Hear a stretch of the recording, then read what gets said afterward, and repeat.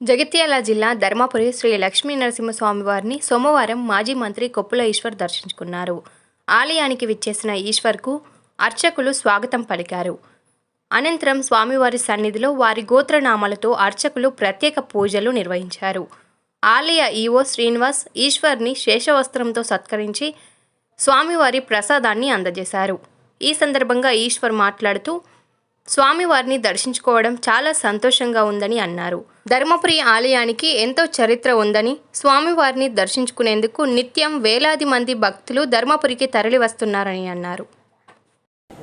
ధర్మపురి పట్టణంలో కొలువై ఉన్నటువంటి శ్రీ లక్ష్మీ నరసింహస్వామి యొక్క ఆలయం చాలా గొప్ప ప్రాతిష్ఠితమైనటువంటి ఆలయం.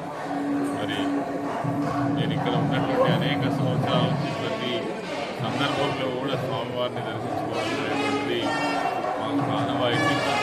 ఇక్కడికి వచ్చేటువంటి భక్తులకు కూడా గొప్ప సెంటిమెంట్ ఇక్కడికి వచ్చి మరి స్వామివారిని దర్శించుకుంటే తప్పకుండా వారి యొక్క బాధలు కష్టాలన్నీ కూడా తొలగిపోయి వాళ్ళంతా నదీ తీరంలో ఉన్నటువంటి ఈ ధర్మపురి లక్ష్మీ నరసింహస్వామి యొక్క ప్రత్యేకత దాదాపుగా మన దేశంలో ఉన్నటువంటి అనేక ప్రాంతాలకు తెలిసి అనేక ప్రాంతాల నుంచి కూడా ఇక్కడికి భక్తులు రావడం అనేటువంటిది కూడా మనం చూస్తాము. ఈరోజు మరి ఈ టెంపుల్ యొక్క దర్శనాన్ని లక్ష్మీ నరసింహస్వామి వారి యొక్క దర్శనాన్ని చేసుకొని మేము